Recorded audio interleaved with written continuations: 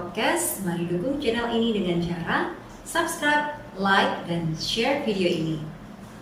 Tema podcast pada hari ini saya akan membahas mengenai pentingnya pendidikan Katolik. Pendidikan anak memang pertama-tama merupakan tanggung jawab orang tua, namun sekolah maupun gereja juga terlibat di dalamnya.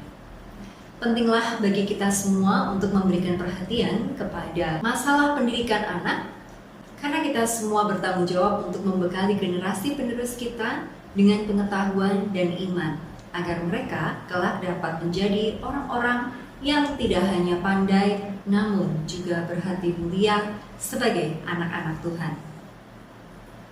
Anak-anak perlu diarahkan agar tidak hanya memikirkan kepentingan diri sendiri, tetapi kepentingan orang lain juga. Agar mereka tidak hanya mengejar kebaikan dalam kehidupan di dunia ini, tetapi juga di kehidupan yang akan datang. Pendeknya, anak-anak dididik agar menjadi semakin menyerupai Kristus. Pihak Vatikan melalui Kongregasi untuk Pendidikan Katolik mengeluarkan suatu dokumen yang berjudul The Catholic School, Sekolah Katolik, yang menjabarkan tentang garis-garis besar sehubungan dengan pendidikan Katolik. Secara mendasar, ciri Katolik dari suatu sekolah Katolik nampak dalam konsep Kristiani tentang hidup yang terpusat pada Kristus. Maksudnya adalah Kristus menjadi fondasi dari kegiatan pendidikan di sekolah Katolik, dan Kristus memberikan arti yang baru bagi hidup dan membantu semua pihak yang terlibat dalam kegiatan belajar mengajar untuk mengarahkan diri mereka kepada Kristus sesuai ajaran Injil. Berikut ini adalah ciri-ciri khas sekolah Katolik sebagaimana disebutkan oleh Tahta Suci, yaitu sekolah yang pertama diinspirasikan oleh visi Adi Kodrati. Gereja tidak menganggap pendidikan sebagai suatu proses yang berdiri sendiri, terpisah dari perjalanan iman seseorang agar mencapai tujuan akhir hidup manusia, yaitu surga.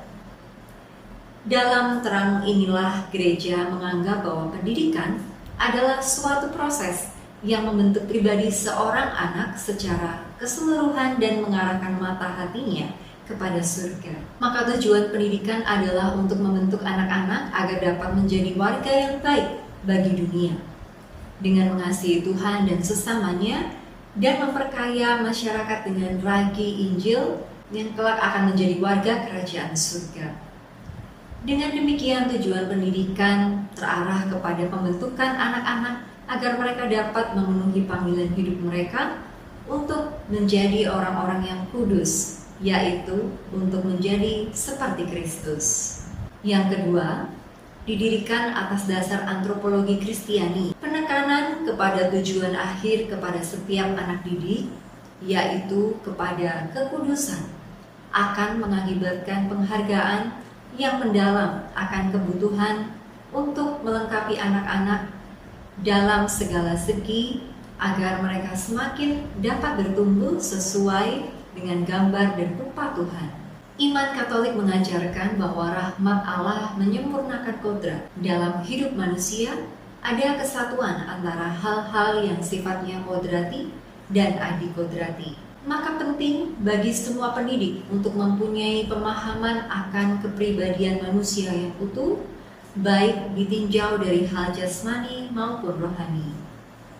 Para pendidik perlu membentuk anak didik mereka agar mencapai kesempurnaan, baik dari segi lahiriah maupun rohaniah. Yang ketiga, dihidupi oleh kesatuan persekutuan dan komunitas.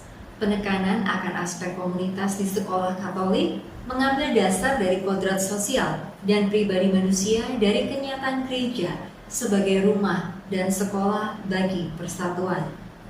Bahwa sekolah Katolik adalah komunitas pendidikan adalah salah satu dari perkembangan-perkembangan yang memperkaya bagi sekolah di masa sekarang ini. Yang keempat, diresapi oleh pandangan Katolik di seluruh kurikulumnya. Pendidikan iman Katolik harus menjiwai keseluruhan kurikulum dan bukan hanya dibahas pada saat pelajaran agama atau kegiatan pastoral di sekolah. Gereja menganjurkan pendidikan yang menyeluruh, yang menanggapi semua kebutuhan pribadi manusia. Untuk itulah gereja mendirikan sekolah-sekolah Katolik, sebab di sanalah tempat istimewa untuk membentuk keseluruhan manusia, baik itu dimensi intelektualnya, psikologis, moral, maupun religius. Yang kelima, didukung oleh kesaksian Injil, akhirnya identitas sekolah Katolik ditentukan juga oleh peran yang vital dari para gurunya. Pada pundak mereka, baik secara pribadi maupun bersama-sama, terletak tanggung jawab untuk menciptakan iklim sekolah Kristiani. Maka Tata Suci menekankan bahwa menjadi guru adalah suatu panggilan, bukan hanya sekedar profesi atau pekerjaan. Sebab dengan melakukan panggilan ini, seorang guru mengambil bagian dalam misi gereja untuk mendidik generasi penerusnya. Paus Yohanes Paulus II di tahun 2004 pernah mengatakan bahwa adalah penting bagi setiap institusi Katolik untuk menjadi benar-benar Katolik, artinya semakin Katolik dalam pemahamannya dan semakin Katolik dalam identitasnya. Demikian pembahasan mengenai pendidikan Katolik. Apabila ada pertanyaan, dapat ditanyakan di kolom komentar. Jangan lupa untuk terus dukung channel ini dengan cara like, subscribe, dan share video ini. Terima kasih.